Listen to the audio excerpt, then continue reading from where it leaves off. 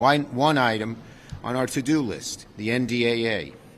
Unfortunately, Senate Republicans, after blocking votes on 19 amendments that were agreed to by the chair and ranking member, blocked the Senate. Now, let me give you a little bit of detail here, because I find that sometimes that's left out. Oh, the bill was defeated, they're all fighting. Listen to this, okay? How bipartisan this was. Okay, it was brought first, Inhofe and Reid worked together, completely together in committee. There were, I've got to get the number here, hold on.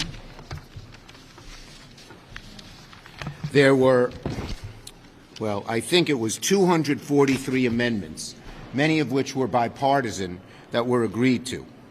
They've been working together in that regard. 321 amendments, 143 bipartisan. The bill came out of committee 23-3. Then, in preparation for debate on the floor, the managers worked on a substitute amendment which had at least 50 amendments, 27 of them from Republicans.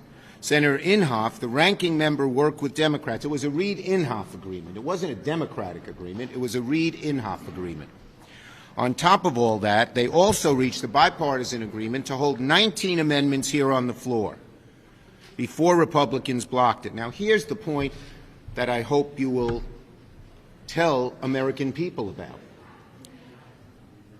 We offered more amendments than all of the amendments that the Republican majority offered together in 2017, 2018, 2019, and 2020. Okay? There were 2 amendments in 2017 when McConnell was leader, 5 in 2018 when he was leader, 3 in 2019 when he was leader, and 7 in 2020. So the number of amendments offered exceeded all the amendments offered during the 4 years when McConnell was leader. So the idea that this wasn't fair, that this was not giving due course to Republican concerns, is absolutely wrong. Absolutely wrong. Republicans blocking such an accommodating and common-sense path forward used to be unimaginable. It wouldn't have happened under any other Republican leader.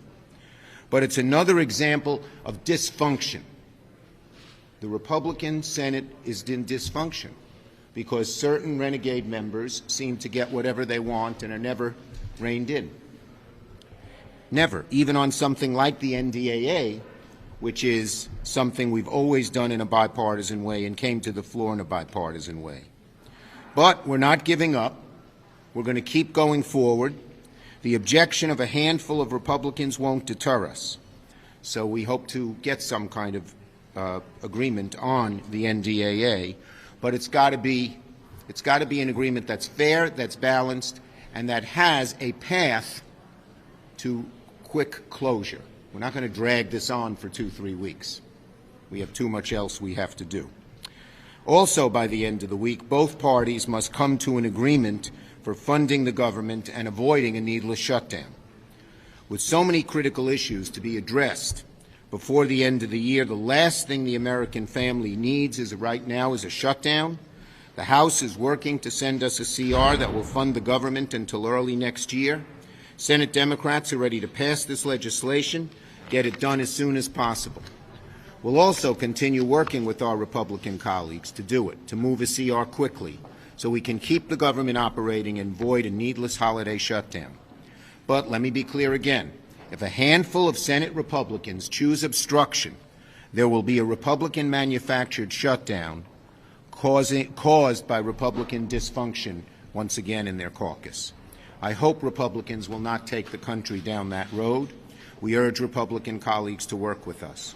And as I have said to you before, my goal is to have the Senate take action to debate and pass the President's Build Back Better legislation before we hit Christmas Day. As soon as the necessary technical and procedural work with the Senate parliamentarian has been completed, it continues on through this week. The Senate will take up this legislation. As Senate Democrats are continuing to meet with the parliamentarian, and once that's complete, we're ready to move Build Back Better to the floor. As I've said many times, no one should expect legislation of this magnitude to be easy.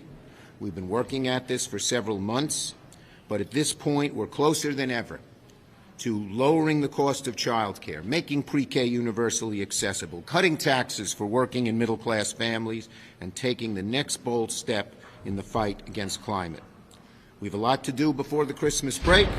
We'll keep working until we get it done. Senator Durbin.